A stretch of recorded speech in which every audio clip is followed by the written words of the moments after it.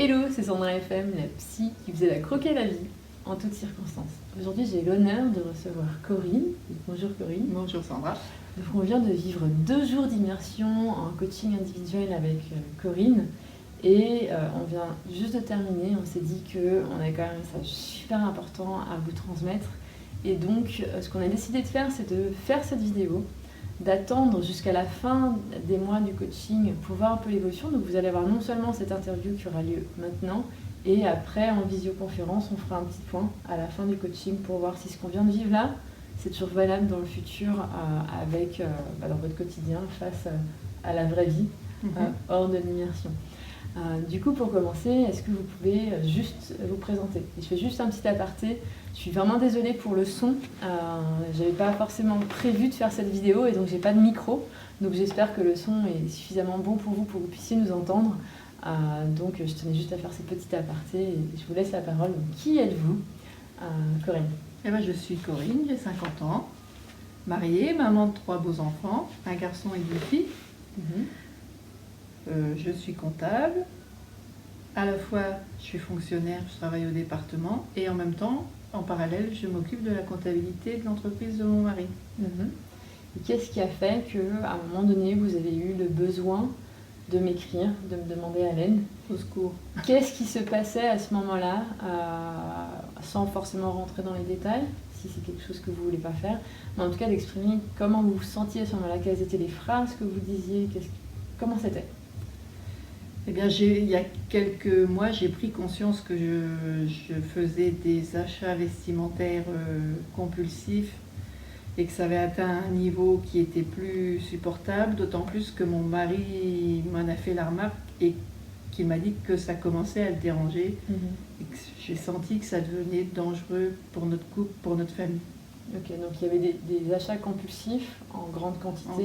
Très grande quantité. Qui ont mis votre couple en danger. Donc là, c'était un signal d'alerte. Vous m'avez écrit. Oui. Et là, on a commencé à voir qu'il y avait beaucoup de choses qui se cachaient derrière ces achats compulsifs. Donc comment c'était pour vous en fait? Comment vous vous sentiez à ces moments-là? Avant? Ouais, c'est presque dur de se remettre dans le avant.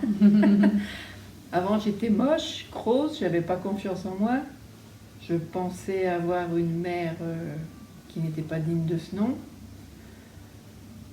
Je me trouvais pas intéressante, pas utile. Et on avait une liste de phrases avant de commencer où il y avait beaucoup de phrases du type « je suis une bonne à rien »,« je suis pas convaincante »,« je suis moche », donc on a la liste pas loin. Toutes ces phrases fortes finalement, comment vous vous sentiez justement au quotidien? Pas mal dans ma peau. Et c'est pour ça que j'avais besoin de me cacher derrière ces vêtements et qu'il n'y en avait jamais assez. Ouais, il y avait vraiment ce besoin de l'extérieur, de faire en sorte que vous vous sentiez bien. Et comment c'était justement? Donc vous aviez ces achats, sur le coup vous vous sentez bien, et après c'était comment? Beaucoup de remords, de colère. T'as encore acheté ça. Et le pire, c'est le matin quand j'ouvrais l'armoire, je vois tout ce qu'il y a dedans et je ne sais pas quoi mettre. C'est frustrant. Et je me dis, mais c'est de la folie. Enfin, j'avais l'impression d'être folle, de devenir folle. Il fallait que ça cesse. Ok. Et il y a eu un des sujets qu'on a pas mal abordé, et je pense que ça peut parler à beaucoup de personnes, c'est pour ça que je me permets encore une fois, c'est à vous de voir jusqu'où vous voulez en parler, qui était, selon vous, le fait que vous vous sentiez moche, pas bien, pas convaincante, c'était aussi en partie par rapport à votre enfance, à des moments que en tout cas vous avez perçus à l'époque comme difficiles. Est-ce que c'est ok d'en parler un petit peu sans forcément... Oui, on peut, oui. Selon vous, qu'est-ce que vous pensiez qui faisait que vous étiez en manque de confiance, vous étiez moche, etc.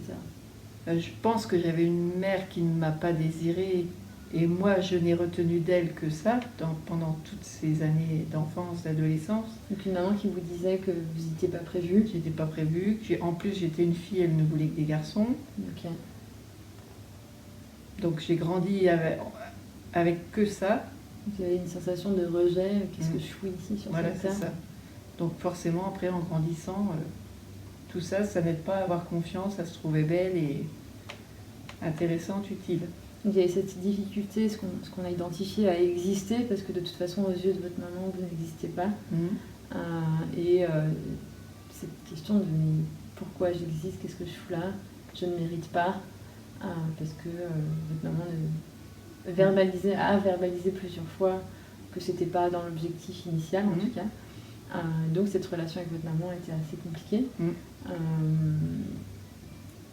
Comment vous vous sentiez justement par rapport à tout ça, donc avant l'immersion? Mal, forcément.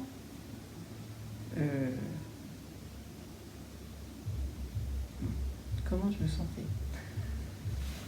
C'est dur de se remettre maintenant que tout va bien. Ouais. On va faciliter peut-être la question. Je sais que quand on a commencé l'immersion, donc on s'est vu hier matin, on a fait une vision de qu'est-ce qui serait chouette d'atteindre à la fin des 2 jours. Et une des choses vous étiez persuadé en tout cas, c'est que vous pouviez essayer apprendre à aimer ma mère. Voilà, mais qu'en tout cas l'aimer ça vous paraissait impossible. Parce que la douleur était trop forte. Le passé avait été trop dur. Et que à vos yeux c'est juste impossible d'aimer quelqu'un comme ça. C'était en tout cas la vision qu'on avait. Moi j'avais un plan secret dans ma tête. On a vécu ces 2 jours, donc on a fait un plan, on a travaillé chaque étape sur chaque étape. Comment vous avez vécu ces 2 jours? Non seulement j'ai appris à aimer ma mère, mais je suis allée plus loin parce que maintenant je sais que je l'aime et que ça a été une bonne mère à sa façon, mais ça a été une bonne mère. Et je me rends compte que ce que je lui ai toujours reproché, je l'ai moi-même transmis à mes enfants sans m'en rendre compte et que c'est une chance. Et ce qui était assez fascinant, en tout cas même pour moi en tant que coach, c'est que ça s'est fait assez rapidement. Moi je m'étais dit, bon ça a l'air d'être un point sensible, on va devoir bien travailler autour de ça. Et finalement, avec tout un tas d'exercices et stratégies, à un moment donné, il y a eu ces larmes qui sont sorties, de l'émotion, vous m'avez dit, je ressens de la gratitude pour ma mère. Ça fait quoi de se dire que pendant presque 50 ans, pendant 50 ans, vous avez cette vision de la mère qui n'a pas été une mère et que pour la première fois, vous vous dites, waouh, c'est 50 ans de perdu avec elle. Donc maintenant, il faut rattraper le temps perdu parce que le temps passe et qu'elle vieillit. Mais forcément, de la voir autrement, les choses vont être beaucoup plus simples, plus fluides. C'est clair. Donc on a fait cette étape, c'était la première, ça s'est passé un peu comme ça. Et là, la deuxième, c'était de se sentir belle. Et là, c'était, ah non mais là, c'est mort, je me sentirai jamais belle. Et je me suis dit, ok. On a travaillé ensemble. Comment ça, vous avez vécu le week-end? Est-ce que ça a été dur? Est-ce que c'était long? Du coup, c'est pas un week-end, c'est 2 jours. Comment ça vous a paru, cette immersion de 2 jours intense avec moi? Court et long. Très court, mais en même temps, quand je vois tout ce qu'on a fait, j'ai l'impression qu'on y a passé des mois, parce que c'était impossible de faire ça en 2 jours. Et il y a eu des moments très douloureux, mais qui ont permis d'avoir des moments géniaux. Donc c'était un passage obligé pour arriver à quelque chose de génial. Ok. Et avant l'immersion, vous pensiez qu'on aurait atteint les objectifs dont on va parler d'ici quelques minutes? Pas du tout.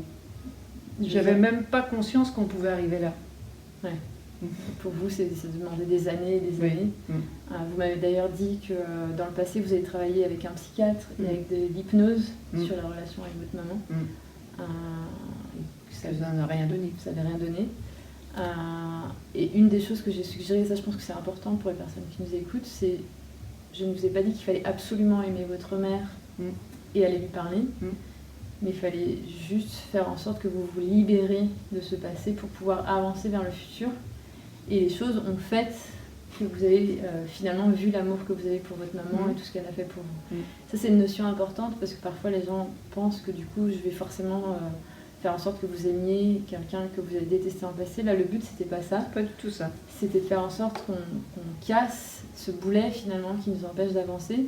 Pour Corinne, ça a donné de trouver l'amour pour sa mère et de pouvoir changer les choses pour le futur. Mais pour vous, ça peut être de vous détacher tout en prenant la décision de ne plus parler à cette personne et c'est absolument ok. Le tout est justement de se libérer de ce poids et de pouvoir avancer. Donc on a passé les 2 jours, donc c'était court et long en même temps, intense, des émotions, de la douleur et du plaisir, donc un petit peu toutes les émotions. Tous les sentiments, toutes les émotions. Là, on est au dernier jour, on est à 2 doigts de terminer, de clôturer l'immersion. Qu'est-ce qui en ressort? Ah bah c'était formidable. Pourquoi j'ai attendu 50 ans? Est-ce que par rapport à votre image de vous-même, justement, je suis moche, peu convaincante, je manque de confiance? Non, ça c'est derrière, ça c'était avant. Avant j'étais moche, maintenant je suis belle. Et là, on peut la plus Non, je pense qu'une nouvelle personne est née et elle va s'épanouir. Et est-ce que vous avez le sentiment de dire ça parce qu'il faut dire ça? Non, pas du tout. Non, je me force Donc pas. là, en 2 jours, c'est fini. Ouais, c'est magique. C'est magique. Donc, je vous rassure, on n'a rien fumé. Non, rien du tout. J'ai pas fait de sorcellerie. On n'a rien bu, on n'a rien fumé. On n'a rien mangé non plus. On n'a rien mangé non plus, donc on a fait un travail de jeûne où on dînait seulement, effectivement. C'était un des challenges que j'ai proposé à Corinne. Et finalement, en 2 jours, donc quand on a commencé, comme vous disiez, vous y croyez pas. J'espérais, mais j'y croyais pas. Voilà, donc c'est cette sensation de quand même j'y vais, donc j'espère effectivement. Est-ce qu'on peut se dire objectif atteint à 100%? Même à 120%. Même à 120%. Objectif dépassé. Dépassé au-delà de ce que vous attendiez à la base. Oui. Et donc si vous aviez un message pour ces femmes qui se sentent moches, qui n'y arrivent pas, qui sont liées à leur histoire du passé parce qu'elles ont souffert peut-être un traumatisme ou des maux durs comme vous avez pu vivre, qui du coup manquent de confiance, n'arrivent pas à s'affirmer, elles se trouvent moches. S'il y avait un message à la Corinne finalement qu'il y avait encore il y a quelques semaines, qu'est-ce que vous aurez envie de leur dire? Et je vous invite à regarder la caméra, à dire à ces femmes, qu'est-ce que vous avez envie de leur dire? Faites taire la petite voix qui est en vous et foncez. Comment on fonce? On n'écoute plus la petite voix et on se fait confiance et on y va.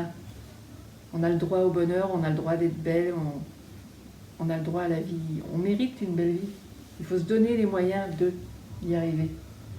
Est-ce que, du coup, il y a cette notion aussi de s'autoriser? Oui. Comme vous dites, on a le droit de. Est-ce que vous avez le sentiment justement qu'il y a eu ce truc de je m'autorise maintenant à voir la Corinne dont je rêvais? Oui. Et si, imaginons qu'il y a une personne qui vous regarde et qui se dit oui, mais moi, je suis différente, moi, j'ai ça. Moi aussi, j'étais différente. Moi aussi, j'étais différente. J'ai toujours pensé que c'était plus facile pour les autres que pour moi. C'est sûr. On croit toujours que notre cas est plus désespéré que celui du voisin. Mais non, c'est pas vrai. Et s'il y a des personnes qui hésitaient justement à faire soit des immersions, soit des coachings, qu'est-ce que vous avez envie de leur dire? Essayez, ça vaut le coup. Il n'y a rien à perdre. C'est sûr. Juste essayer et se donner le droit. Le seul risque, c'est de réussir et de gagner. Super. C'est un peu cette vision de viser la lune, au pire vous tombez dans les étoiles. C'est ça. Super. Est-ce que vous avez un dernier message que vous voulez ajouter? Et on regardera ça justement d'ici quelques mois pour voir l'évolution. Simplement, merci Sandra de m'avoir aidée à atteindre cet objectif. Écoutez, bravo à vous. Bravo d'avoir osé, puisque moi j'ai servi que de guide. Oui, mais quel guide? Mais c'est à vous d'avoir osé traverser tout ce qu'on a pu traverser pendant 2 jours. Donc j'ai hâte de voir la suite. J'ai hâte qu'on se fasse un petit point. Pourtant, et vous, dans la vidéo, vous allez dire quelque chose? Je suis pas pressée de vieillir, mais là j'ai hâte de me voir dans 3 mois. C'est clair. Donc vous, forcément, dans la vidéo, vous allez voir très vite la suite. Et nous, on se dit à dans 3 mois, enfin, dans la vidéo. À tout de suite. Hello, c'est Sandra FM, la psy qui vous aide à croquer la vie. En toutes circonstances. Aujourd'hui, j'ai l'honneur de recevoir Corinne. Corinne qui était une des clientes que j'ai accompagnée lors d'un accompagnement individuel, avec qui on a finalement fait un gros travail émotionnel. Et son histoire est ultra intéressante et je pense qu'elle peut vraiment inspirer beaucoup de personnes qui vivent des choses similaires à Corinne pour voir que en fait, c'est possible. C'est possible de s'en sortir. De sortir finalement d'une souffrance personnelle qu'on se trimballe pendant des années et que quand on est accompagné, parfois on va un peu plus vite que quand on essaie d'y aller seul et on va justement pouvoir parler un petit peu plus en détail. Mais j'ai pas envie de faire plus de suspense, j'ai envie de commencer tout de suite en me disant bonjour Corinne et merci Bonjour d'être là. Sandra. Pour commencer, est-ce que vous pouvez vous présenter, dire qui vous êtes, si vous voulez dire d'où vous venez, votre âge, vous me dites ce que vous avez envie de nous présenter aujourd'hui. Alors, donc, je m'appelle Corinne, j'ai bientôt 51 ans, 3 enfants, un parcours de vie plus ou moins facile. On va dire que je suis la dernière d'une fratrie de 5 enfants. J'ai toujours pensé que ma mère, enfin elle me l'a dit aussi, hein, qu'elle ne voulait pas avoir de filles, qu'elle voulait n'avoir que des garçons. Et ça, depuis que je l'entends et jusqu'au mois de novembre dernier, je l'ai très, très, très, très mal vécu. Ok. Et à l'époque, donc là, on va rentrer un peu plus en détail par rapport à votre maman. Mais ce qui est intéressant, c'est que finalement, quand vous m'avez contacté, à la base, ça n'avait rien à voir avec votre maman. Une des raisons pour laquelle vous m'avez contacté, c'était plus pour ce que vous appeliez à l'époque une addiction au shopping. Est-ce que c'est OK pour vous qu'on en parle un petit peu? Ah bah oui, parce que c'est vrai que je vous ai appelé pour ça. Alors après, il y a eu plein de choses qui sont découlées. Et c'est vrai que du Voilà, coup, c'est des forces même plus fortes, des choses plus fortes. Mais à la base, c'est vrai que quand vous c'est m'avez ça. frappé à la porte, ce qui se passait en vitrine, comme je dis souvent à mes clientes, c'est qu'il y a un problème en vitrine. Mais en fait, quand on était dans les coulisses, il y avait plein de choses à aller dénouer. Mais la vitrine, effectivement, c'était les compulsions au shopping qui devenaient très lourdes pour vous, de ce que vous me disiez. Je vais vous laisser justement parler comment ça se passait pour vous, qu'est-ce qui se passait concrètement et pourquoi en fait finalement vous avez fait appel à moi à ce moment-là. Alors j'étais vraiment, depuis on va dire une bonne dizaine d'années, vraiment une accro au shopping, une vraie addiction. J'achetais pour acheter, surtout, alors principalement du vêtement, de la chaussure, du sac à main. Mhm. Et puis, au courant de l'année dernière, je sentais qu'il fallait que ça s'arrête. Il fallait que ça s'arrête. Et mon mari un jour m'a fait comprendre que ça commençait à faire beaucoup. Mhm. Et là, ça m'a fait un électrochoc. Je me suis dit, oula, si vraiment il s'en rend compte, il faut vraiment que je fasse quelque chose. Et comme j'avais déjà fait un petit stage avec Sandra et que j'avais trouvé son approche formidable et que le contact était bien passé, j'ai fait un petit mail. Bonjour Sandra, voilà mon problème. Je suis complètement addict au shopping. Oh, help, help, est-ce que vous pouvez faire quelque chose pour moi? Et à l'époque, je me rappelle vous m'avez juste dit addict au shopping. Alors, on va pas forcément parler de montant si vous voulez pas, mais est-ce que juste pour donner un ordre d'idée, ça représentait combien de pièces de vêtements achetés par an? Vous avez une idée si on fait un peu le calcul par rapport aux dépenses? On avait un peu calculé à l'époque. Non, mais il faut être, allez, soyons honnêtes jusqu'au bout. Si je veux aider les autres, il faut que je sois honnête avec moi-même. Donc, je dirais on va dire entre 40 et 50 000 euros de dépenses Ok. inutiles par an. Ok. Donc là, à un moment donné, quand il y a eu cette prise de conscience, ça a été un choc. Et je me rappelle qu'on avait discuté, donc là, j'ai pu vraiment prendre l'ampleur de l'addiction. Et je me rappelle qu'on avait discuté toutes les deux, et ce qui vous avait vraiment touché finalement, c'était de vous rendre compte que en 10 ans, la somme que ça représentait, et là, ça avait été un waouh, en fait, Électrochoc. électrochoc, effectivement, je me rappelle. Ça faisait quoi finalement? Qu'est-ce que vous alliez chercher à l'époque dans cette addiction au shopping, aller chercher du shopping, des vêtements et tout ça? Est-ce que maintenant, sans partir sur la partie rationnelle sur laquelle on a travaillé, au moment où ça arrivait, il se passait quoi en fait pour vous? Quand je faisais les dépenses, sur le coup, je me sentais bien. Mais ça ne durait pas longtemps. Dès que je rentrais à la maison, que je déballais les paquets, je me disais, mais pourquoi t'as acheté ça? T'en as pas besoin. Mais le lendemain ou la semaine d'après, il fallait y retourner. C'était devenu vraiment une drogue. Et du coup, est-ce que vous avez identifié, est-ce que vous vous rappelez si c'est des moments où vous étiez moins bien, du coup vous avez besoin d'aller faire du shopping pour compenser? Est-ce que vous vous rappelez qu'il y avait une corrélation un peu comme ça, ou c'était vraiment devenu tellement automatique que ça se faisait en fait? Il y a des moments où c'est parce qu'il y avait un coup de moins bien, mais ça faisait partie de mon quotidien. C'était devenu, oui, comme manger, boire, il fallait que j'aille dépenser. Le petit shoot de plaisir avec les vêtements. Donc du coup, on a commencé un petit peu à creuser, et pour moi, c'était très rapide d'identifier, oula, mais en fait, c'est pas ça le problème. Effectivement, ça, c'est un problème qu'on a besoin de résoudre, mais il y a des choses bien plus profondes qui se cachaient.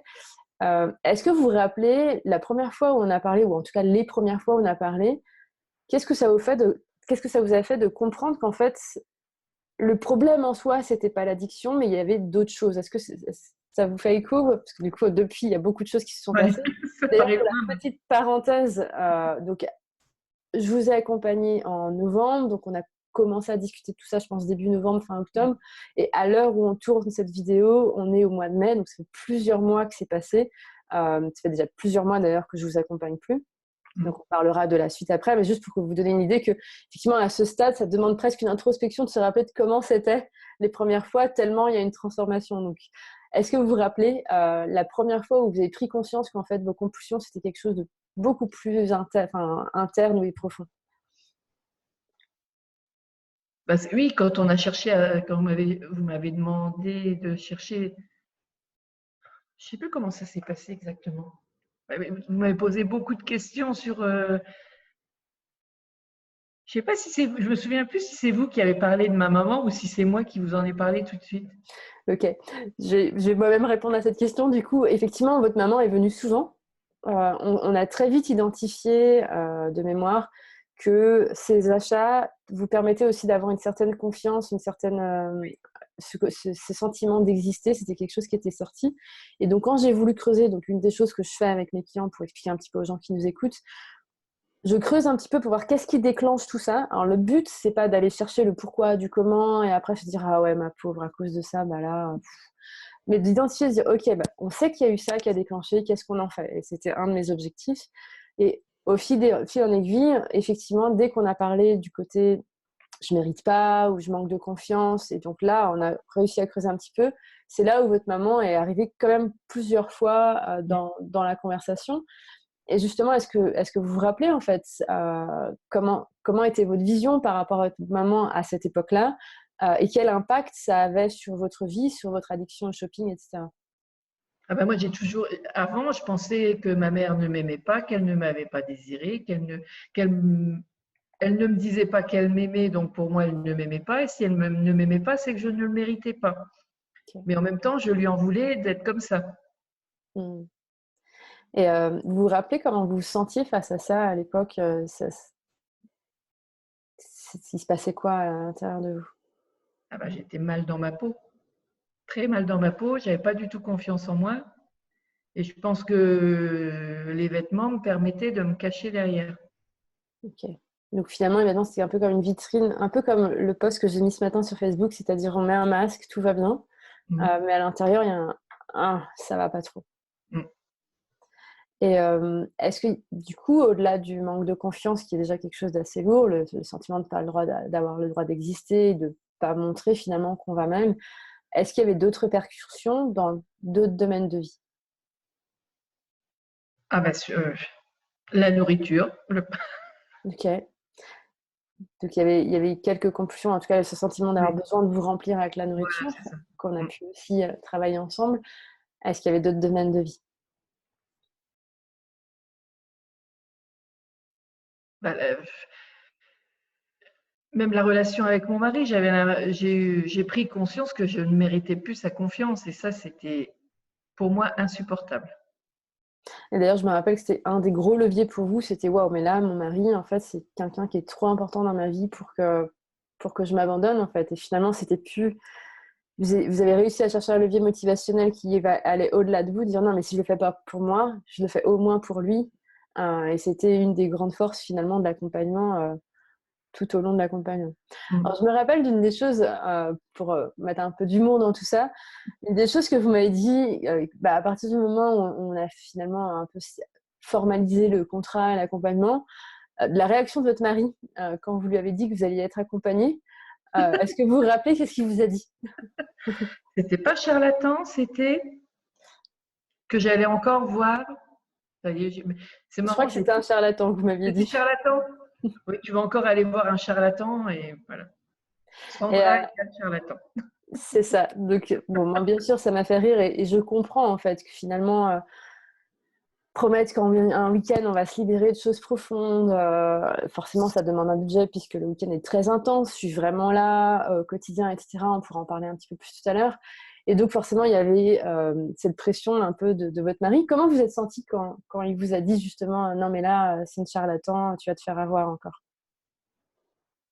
Pas mal, parce que si je me réfère à ce qu'il dit, je me dis, je vais encore faire un truc qui va pas marcher. Mais j'avais tellement besoin que ça fonctionne et que je me suis dit non, mais c'est peut-être, ça vaut le coup d'essayer. J'ai confiance, je veux essayer. Et si tu veux, la charlatan, elle peut même discuter avec toi pour te montrer que j'ai changé. Top. Donc, du coup, on a fixé notre week-end, les 2 jours ensemble. Est-ce que vous vous rappelez dans quel état d'esprit vous étiez juste le matin même ou le soir avant? Ah ben, je flippais. Il se passait quoi finalement? Est-ce que vous vous rappelez de pensées, de choses que vous vous êtes dit? J'étais à la fois, j'étais contente d'être là, mais en même temps, je me suis dit, mais qu'est-ce que je fais là? Est-ce qu'en 2 jours, elle va réussir à pouvoir faire quelque chose pour moi? Je voulais pas y croire. Enfin, non, j'y croyais pas. J'ai espéré, mais j'avais du mal à y croire. Je me rappelle de cette sensation de je veux, mais 2 jours quand même, ça dure depuis 50 ans quand même. Et du coup, on a été un petit peu se balader autour du lac. Dans notre cas, on a été à la forêt de Brocéliande, puisqu'en général, quand j'accompagne mes clients, je leur demande de choisir un lieu qui les inspire. Donc, vous, c'était un peu la nature, etc. Et je me rappelle qu'au début, moi, je savais que la relation avec votre maman était quelque chose qui était lourd pour vous parce que ça revenait très, très souvent. Et que je vous avais posé la question, est-ce que vraiment régler la situation avec votre maman et de vous dire à la fin, j'aime ma maman telle qu'elle est, c'est important pour vous? Est-ce que vous vous rappelez ce que vous m'avez répondu? Impossible. Donc c'était vraiment quelque chose, vous dites, non mais là, ça fait 50 ans, c'est mort, etc. Donc qu'est-ce qui s'est passé au long de ces 2 jours? Est-ce que vous voulez nous en parler un peu de... Est-ce que vous en rappelez? Alors, on avait fait tourner une petite vidéo qu'on pourra partager d'ailleurs à la fin du week-end, comment vous vous sentiez, mais là, en revenant en arrière, en faisant à nouveau le film, qu'est-ce qui s'est passé au long du week-end par rapport à tout ce que vous aviez vécu pendant 50 ans, par rapport aux 10 ans d'addiction au shopping? Eh ben, je me souviens que la première chose qu'on ait fait, c'est travailler sur ma relation avec ma maman. Et on s'est rendu compte que tout ce qui était important pour moi, eh ben, en fait, c'est ma mère qui me l'avait inculqué. Enfin, ma mère, mes parents, mais notamment ma mère. Et ça fait encore un électrochoc. Et là, ah ouais, mais finalement, elle n'est pas méchante, ma mère. Vous êtes senti comment, en fait, de voir qu'en fait, toute l'histoire qui vous a finalement pesé pendant des années, il s'est passé quoi au moment où il y a eu un changement dans votre relation avec votre mère, dans votre perception? Ben, on se dit, mais il y a tout ce poids qui pouf, s'envole, qui part en fumée instantanément. Et on se dit, mais pourquoi j'ai pas vu ça avant? Et est-ce que vous vous rappelez, dans votre corps, ça s'est passé comment? C'est-à-dire qu'au début, il y a quand même une certaine tension parce que ma mère, elle est comme ci, elle est comme ça. Donc forcément, il y a le corps qui se rigidifie. On commence à sentir parfois même les épaules, le ventre, la gorge. Est-ce que vous vous rappelez ce qui s'est passé au moment où, oh, en fait, waouh! Ah ben, qu'est-ce qu'on se sent bien, léger. Et je me rappelle, c'est quelque chose qui est vraiment important pour moi, pour les gens qui vont nous écouter. Travailler la relation avec les parents, si pour vous c'est quelque chose d'important, ne veut pas dire que derrière vous allez appeler votre maman, la voir juste après et établir une relation. Et c'est vraiment quelque chose qui était important pour moi à l'époque quand je vous ai parlé.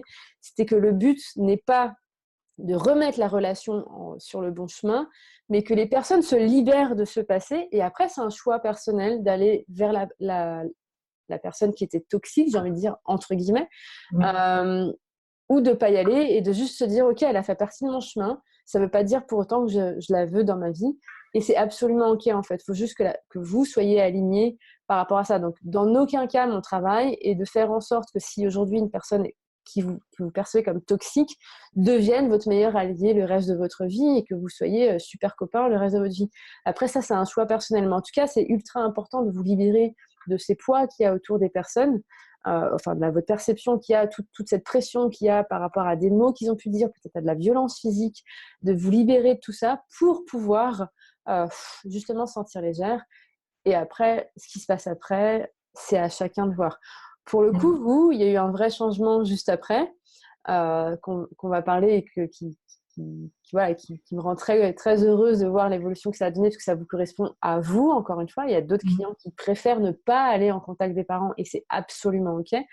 Et je suis très contente qu'ils puissent assumer qui ils sont et leurs choix. Donc, il y a eu déjà cette première étape dans le week-end. Est-ce que vous vous rappelez d'autres changements où vous dites « Waouh, mais en fait, jamais j'ai cru que c'était possible ». Je sais que j'ai toujours eu du mal avec le miroir. Alors la caméra, n'en parlons pas. Vous m'avez tendu le miroir et j'arrivais pas à me regarder dedans. Et là, on a travaillé plus longtemps parce que ça a été plus difficile. Mais au bout de quelques heures, j'arrivais à me regarder dans le miroir et même à me trouver belle. Et ça, pour moi, ça a été une révélation. Et c'est toujours, moi, ça me fascine et je crois que ça se voit dans mes yeux à ces moments-là. J'ai moi-même les yeux qui ont les étoiles. Ce moment où je remets le miroir après des exercices, et c'est des exercices qui ne sont pas dans le mental, on va vraiment dans les émotions, et je pense que c'est une des grandes différences dans mes accompagnements, et que la personne se regarde et qu'à un moment, il y a un choc en mode je suis la même personne, mais je ne vois plus la même personne. Et alors, ce regard, est-ce que vous vous rappelez ce que vous avez senti au moment où vous avez regardé? Qu'est-ce qui a changé dans ce regard?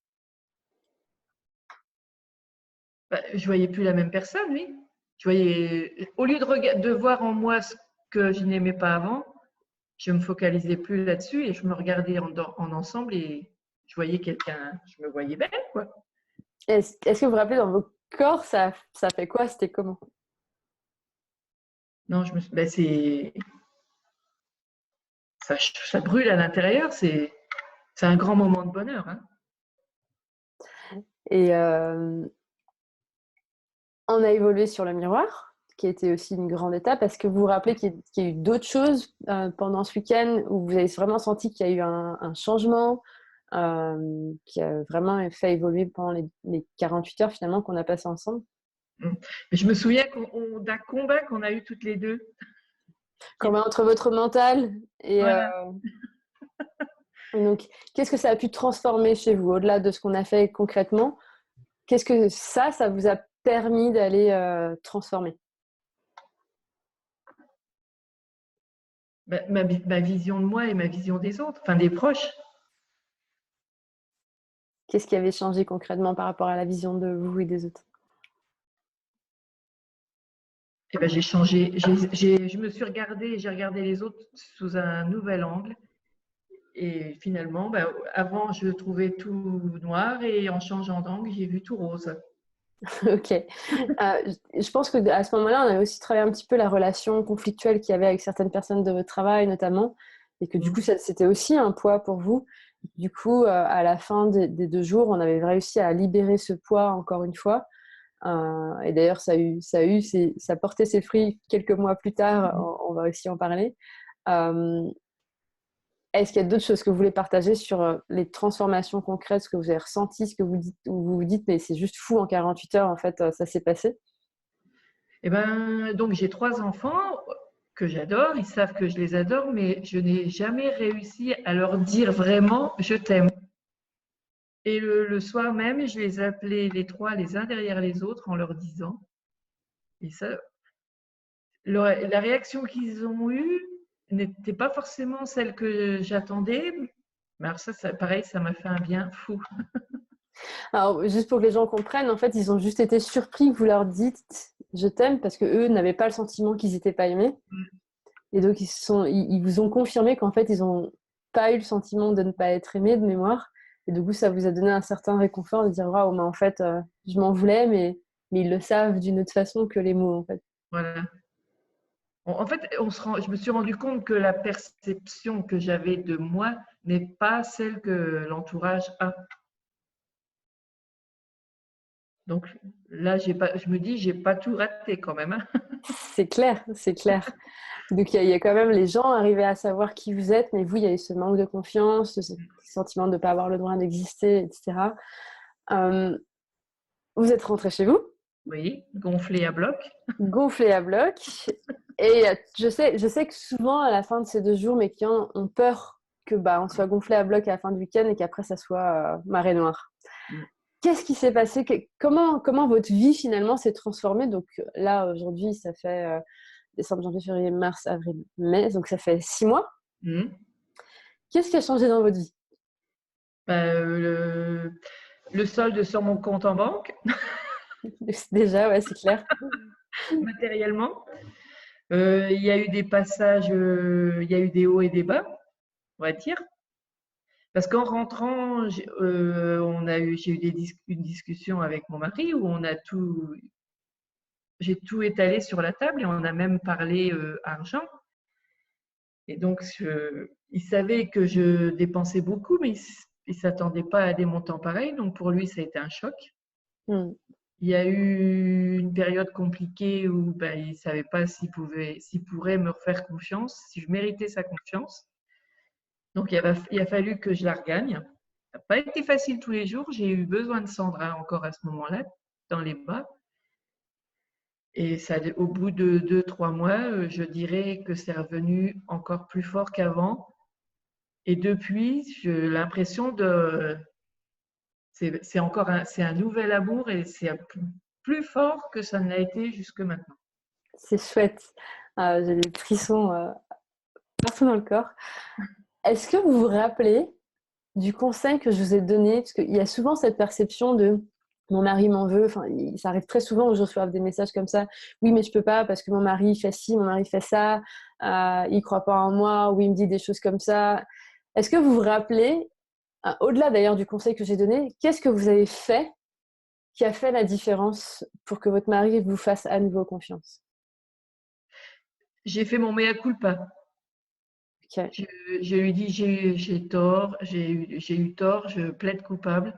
Je lui dis je ne peux pas changer le passé, mais là je veux changer l'avenir. Je veux que tu me fasses confiance, mais je ne peux pas te forcer à me faire confiance. Il n'y a que toi qui peux décider. Donc ça, je me rappelle que ça avait été un premier pas dès le mois de janvier de mémoire. Mm. Et à un moment donné, il y avait encore un petit peu ce... Je pense deux. que votre mari voulait un peu, mais en même temps, hein, et donc de temps en temps, il envoyait des petits taquets. Je me rappelle que vous disiez ça. Oui. Et il m'a envoyé des petits bim, allez, je te remets ça, je te rappelle que tu as dépensé beaucoup d'argent. Est-ce que vous vous rappelez du moment où là, stop? Mais un jour, je lui ai dit stop. Je sais que j'ai fait des grosses erreurs. C'est bon, je sais que je t'ai fait souffrir, j'en ai souffert beaucoup, mais maintenant, c'est terminé, c'est passé. Si tu veux m'atteindre, il va falloir que tu trouves autre chose. Et à partir de ce moment-là, ça a été terminé, il ne m'en a plus jamais parlé. Et au moment où je vous parle, ça arrive assez fréquemment où on arrive à en plaisanter. C'est incroyable. C'est chouette. Et en fait, c'est ça, en fait. C'est exactement ce que j'attendais que vous disiez, parce que je me rappelle très bien de ce rendez-vous. C'est que quand vous voulez, quand les gens vous envoient ces fameux petits taquets ou qui vous renvoient dans la face quelque chose que vous avez fait et que vous regrettez, etc., c'est juste la vie qui vous entraîne finalement à vraiment affirmer que vous êtes prêt. Ce qui faisait que Corinne recevait encore ces petits taquets, c'est que ça pouvait émettre à son conjoint qu'elle avait peut-être le doute que c'était pas fini pour demain.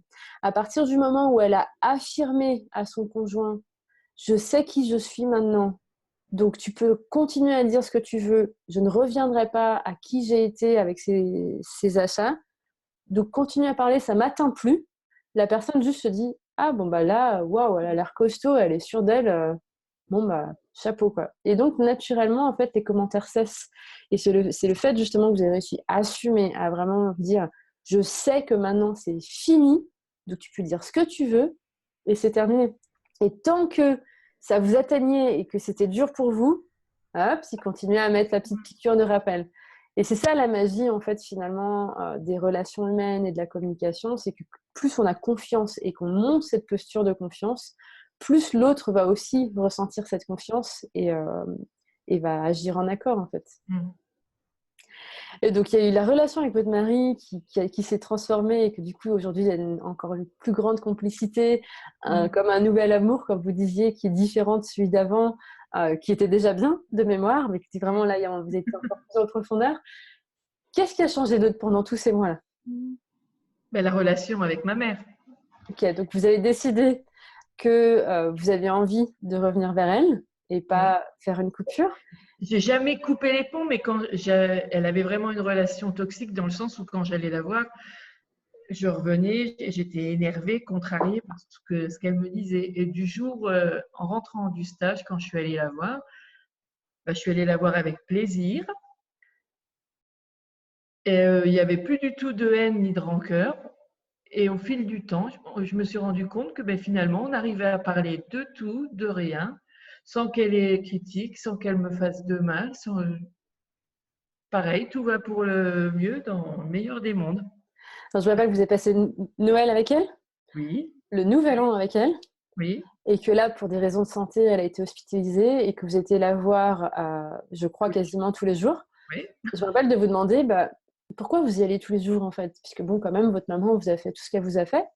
Mm. Et vous m'avez répondu quoi? Parce que j'en ai envie. Et c'est ça qui est magique, en fait. Et c'est pour ça que j'adore les accompagnements en individuel où on va vraiment aller dans l'émotionnel. C'est que après, c'est plus je dois y aller, c'est Noël, donc je dois l'inviter. D'ailleurs, à l'époque, vous me disiez je ne veux pas inviter ma mère, je vais passer Noël toute seule avec mes enfants et mon mari. C'était votre décision avant le stage. Et ça aurait pu être votre décision à la fin du stage. J'aurais rien à voir avec finalement cette décision. Et finalement, l'immersion vous a permis de dire non, mais en fait, presque comme si vous vouliez rattraper un petit peu ce qui n'a pas pu être vécu pendant 50 ans. C'est ça. Donc, il y a eu votre maman. Comment vous sentez à cette idée de pouvoir finalement d'avoir pu transformer cette relation? Comment je dirais, c'est un point en moins dans la tête. Enfin, l'esprit libre, ça sert à rien de s'empoisonner avec le passé. Il faut aller de l'avant. Il faut le laisser dans un coin et faire tout ce qu'on peut pour que l'avenir soit meilleur. C'est clair, top. Par rapport à votre confiance, les magasins, se rhabiller, ça donne quoi depuis? La confiance, j'ai beaucoup plus confiance en moi, ça c'est sûr. Je me trouve plus belle, la preuve c'est que je me maquille tous les jours, alors que je ne me maquillais jamais. J'ai même pris des cours pour arriver à faire quelque chose de correct. Ouais. Et tous les jours, je me maquille. Pas à outrance, mais je me maquille. Et au niveau des vêtements, ça donne quoi? Alors, au niveau des vêtements, je ne vais pas vous dire que je n'ai rien acheté depuis, mais on va dire que allez, depuis que je vous ai vu, j'ai peut-être dépensé 1 500 €. Alors que avant, j'en étais à entre Donc, 25 20 000, ouais. Ok, top. donc pendant la même période. Et vous me disiez souvent que parfois vous alliez même voir les magasins, notamment parce que forcément Oui. vous avez tissé des liens relationnels dans les magasins, vous avez des amis qui travaillent dans ces magasins. Ça s'est passé comment finalement les premières fois, surtout où vous avez des personnes avec qui il y a des liens affectifs finalement qui se sont créés tellement que vous les voyez? Ça s'est passé comment les premières fois? Eh ben, j'y allais, je regardais parce que je suis quand même intéressée par la mode. Mais au fur et à mesure que je regardais, ça je l'ai dans mon armoire, ça je l'ai déjà, ça je l'ai d'une autre couleur, mais c'est exactement le même. Et je me suis rendu compte que je n'avais pas besoin d'acheter puisque j'avais déjà tout.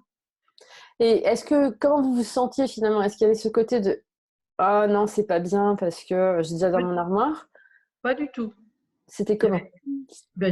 J'avais envie de voir ce qu'il y avait dans le magasin, mais j'ai pas du tout besoin d'acheter.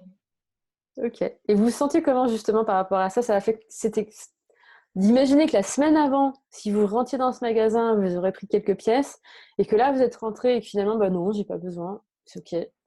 ça vous a fait quoi les premières fois? Ben, c'est pareil. Bah, tout d'abord, ça fait bizarre parce que la première fois que je suis rentrée, j'ai eu peur de craquer. Et quand j'ai vu que non, je craquais pas, ouais, bah, ça fait bizarre, mais qu'est-ce que ça fait du bien. C'est clair, de pouvoir être enfin vous-même et de décider par vous-même. Euh, il y a eu un autre grand changement de vie au long de ces derniers mois. Mhm. On avait pu voir ensemble que, notamment, vous avez des problèmes de tension et que souvent, c'était lié à votre travail. Quand dans le travail, ça se passait moins bien, comme par hasard, la tension montait, vous étiez en hypertension. Et quand ça se passait bien, ça descendait, qu'on avait pu voir une relation avec ça. Et que bah, même avec des médicaments où à la base vous êtes stabilisé, bah, comme par hasard, ça montait. Donc on avait pu, c'est pas le travail le plus profond qu'on a fait, mais en tout cas travailler sur quelques pistes de réflexion. Et qu'est-ce qui s'est passé finalement? Qu'est-ce qui s'est passé? Ben, j'ai pris le taureau par les cornes. Je me suis dit que comme j'étais pas bien dans le travail que j'occupais, il fallait que j'en cherche un autre. Donc j'ai postulé j'ai répondu à une offre dans la même Domaine. entreprise, mais dans un autre secteur. J'ai passé un entretien qui s'est très bien passé. Et 15 jours après, on m'a appelé pour me dire que j'avais le poste. Et bizarrement, depuis, bah, pareil, tout ce poids que j'avais sur les épaules, il s'est volatilisé. Et depuis, ma tension se stabilise à 13 sans aucun Chose que problème. vous n'aviez pas depuis longtemps, vous me disiez. Voilà, des années. Et est-ce que vous pensez que tout ce que vous avez vécu au long des derniers mois, ça a influencé finalement cet entretien d'embauche? Ah ben c'est sûr parce que j'y suis allée. En plus, je ne l'ai pratiquement pas préparé, mais j'avais confiance en ce que je disais. J'y suis allée en donnant le meilleur de moi-même et je pense que ça s'est vu et c'est ce qui a fait la différence. Donc là, ce que vous me dites, c'est que peut-être qu'il y a quelques mois, vu que vous manquiez de confiance, etc., vous serez plus dans une énergie où il faut absolument préparer, qu'il faut que ce soit carré et presque du par cœur pour Mhm. prouver que vous êtes qui vous êtes. Et que là, en fait, c'est tellement naturel Voilà, c'est ça. que vous avez juste été vous-même. C'est Voilà. top. Ça vous fait quoi de voir finalement quand on fait un peu le bilan, parce que c'est quand même fou tout ce qui vous est arrivé depuis 6 mois, comment vous vous sentez aujourd'hui? Bien et légère, même si j'ai mes formes, mais je les assume et je suis bien dans ma peau, bien dans ma tête. Et est-ce que du coup dans votre entourage ça s'est senti? Est-ce que vous avez vu je sais pas, peut-être des commentaires Il y a les personnes en fait, les personnes les plus proches, je leur ai raconté tout ce que j'ai vécu avec vous. Et quand elles ont vu le changement, au départ, elles n'y croyaient pas et elles trouvent le changement phénoménal et incroyable, quoi. Positif. C'est top. Je sais pas si vous avez quelque chose à ajouter par rapport à tout ce que ça vous a apporté au long de ces derniers mois. Ça m'a apporté de l'apaisement, de la sagesse, de la confiance en moi. Enfin, je suis heureuse d'être qui je suis et de partager avec mes proches. C'est top. Ça résonne beaucoup en moi parce que c'est un message qui revient souvent et je pense que ces derniers mois, ça se sent encore plus sur les réseaux sociaux, cette notion d'aller chercher qui vous êtes réellement et d'oser finalement faire jaillir cette personne qui est à l'intérieur de vous et qui a sa spécificité, son unicité, son propre mode de fonctionnement et de oser finalement le dévoiler au monde. Et ça me fait énormément plaisir de voir qu'on a réussi avec Corinne de révéler cette Corinne finalement qui ne demandait qu'à être révélée. C'est ça. Pour les personnes qui ont vécu ce que vous avez vécu, par rapport à votre maman, par rapport à l'addiction, alors que ce soit shopping ou autre finalement, parce que là, c'est vraiment quelque chose qui était compensatoire. Donc, ça peut être la nourriture, ça peut être le shopping, ça peut être de la drogue, de l'alcool, peu importe la forme. Les personnes qui sentent vraiment qu'elles sont accrochées à ça et que souvent, c'est lié à un vieux truc du passé qui fait qu'elles ont besoin de compenser, qui en souffrent, puisque bah, comme vous disiez, c'est lourd, il y a un truc parfois dans le ventre, dans les épaules. Qu'est-ce que vous aimeriez leur dire aujourd'hui? Foncez. Foncez, ça vaut le coup. forcément, ça représente un investissement en matière de temps, un investissement financier, mais le retour sur investissement est tellement génial qu'il ne faut pas hésiter, il faut y aller. Pour vous et pour votre entourage. Super. Si il y a peut-être des gens qui doutent, qui disent ouais, mais moi c'est différent, qu'est-ce que vous aimeriez leur dire? On croit tous qu'on est différent des autres. On croit tous que c'est plus facile pour le voisin que pour nous, mais non, c'est complètement faux. Pour avoir pensé ça et pour avoir fait l'expérience, c'est accessible et possible pour tout le monde. Il faut juste le vouloir. C'est une notion importante, ce que vous dites, la notion de le vouloir, parce que je pense qu'il y a beaucoup de gens qui sont dans le fantasme, qui veulent, mais en fait, ils ne sont pas prêts à mettre leur trip pour vraiment, non, mais là, j'y vais. Selon vous, qu'est-ce qui peut aider les personnes à vouloir y aller? À dire, non, mais là, stop, quoi. Bah, quand le mal-être devient insupportable, on n'en peut plus, donc il faut sortir de cette situation parce qu'on sent qu'on va droit dans le mur et ça, c'est juste pas possible. Donc, il faut trouver des solutions. Super. Est-ce que vous voulez rajouter quelque chose à toutes ces personnes qui nous regardent aujourd'hui par rapport à tout ce que vous avez vécu? Mais il faut se faire confiance et croire en soi. Ça en vaut la peine. Super.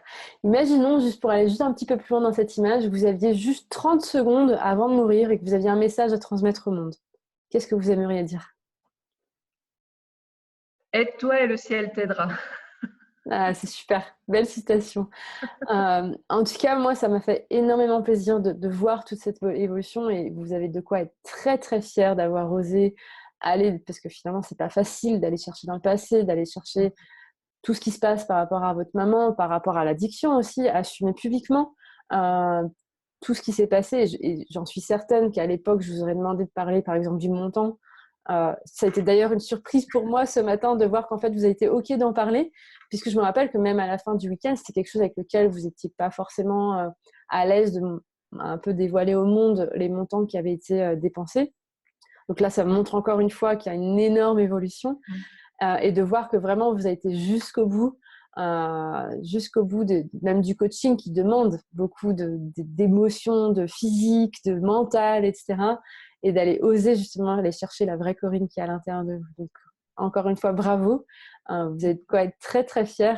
Et j'ai très hâte de voir finalement la suite et de voir d'ici quelques années qu'on puisse regarder en arrière et se dire waouh, oh là là, vous vous rappelez en novembre 2018, je me racontais ça, il se passait ça, mais aujourd'hui j'en rigole et c'est déjà le cas aujourd'hui avec votre mari, donc c'est chouette. Je dirais, je n'ai qu'un seul regret, c'est qu'on n'ait pas enregistré tout ce que j'ai pu dire tout au début, avant qu'on commence le coaching. Alors c'est quelque chose à laquelle j'ai déjà pensé, mais je pense que c'est un peu confrontatif quand on arrive, parce que du coup déjà on a du mal à y croire. Oui. Mais c'est vrai que c'est toujours très drôle. Ouais. Après, avec le recul, je pense que voir le avant-après, on doit se dire, mais c'est pas possible, quoi. C'est clair. D'ailleurs, une des choses qu'on fait, je ne sais pas si vous vous rappelez, c'est que le dernier jour, je vous lis des phrases que vous m'aviez dit 2 jours avant. Et que vous vous rappelez de ce que vous vous disiez quand je vous ai lu ces phrases? C'est moi qui ai dit ça? C'était ça, en fait. Et c'est ça la magie, en fait. C'est que dans l'immersion, le but, c'est qu'on sorte du mental. Parce que finalement, si on pense à l'histoire de votre maman, vous compreniez mentalement que ça servait à rien de lui en vouloir, etc. Je me rappelle qu'on parlait de ça. Mais dans les tripes, c'était encore un peu là, en fait. Et je pense que ce que l'immersion permet, et c'est toute la magie, finalement, de l'accompagnement, parce que j'ai pas envie qu'on fasse que des consultations pendant 1 heure et qu'on reste dans le mental à comprendre. Je veux qu'on le vive dans notre corps, dans nos cellules, pour que vraiment il y ait un détachement émotionnel. Et je pense que c'est toute la puissance et d'avoir joué le jeu jusqu'au bout pour aller sentir dans vos cellules. C'est merveilleux, en fait. Donc, bravo. Bon, ce que je tiens quand même à dire, c'est que l'immersion, ce n'est pas qu'une partie de plaisir.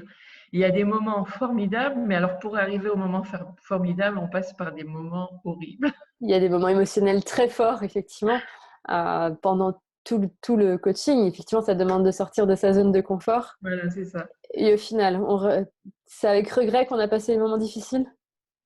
Ah non, non, c'était nécessaire.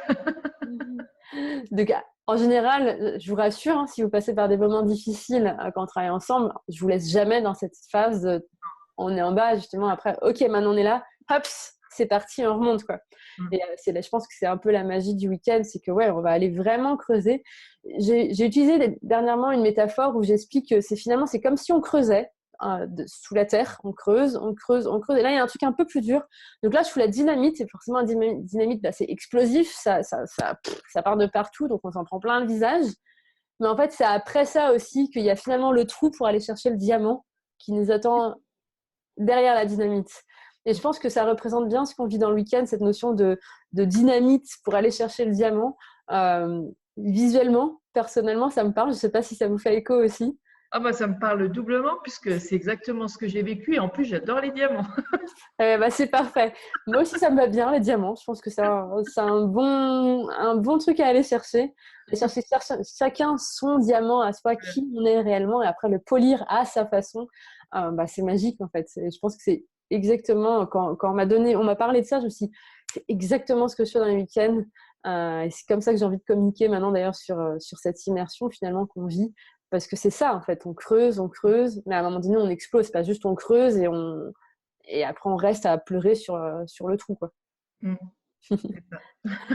Super. En tout cas, Corinne, encore merci d'avoir accepté de faire ce témoignage parce que je suis certaine que ça peut aider d'autres personnes qui ont vécu des choses similaires, que ce soit par rapport à leurs parents, par rapport à leur addiction, par rapport à ce manque de confiance et à pas pouvoir se voir dans le miroir, et de voir que finalement c'est possible en quelques heures. Plus après, bien sûr, il y a l'accompagnement pour bien ancrer tout ce qui se passe pendant l'immersion.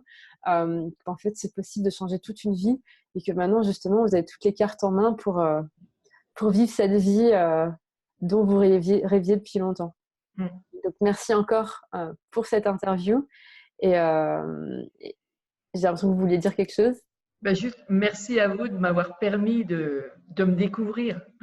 Avec plaisir. En tout cas, c'est quelque chose qui me fait beaucoup vibrer. Donc, c'est avec un énorme plaisir. Et je vais souhaiter aux personnes qui regardent cette vidéo une excellente journée.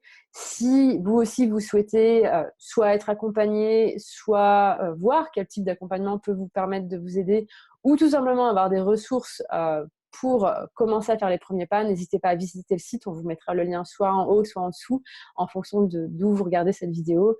Et en attendant, forcément, je peux que vous dire, pensez à croquer la vie en toutes circonstances.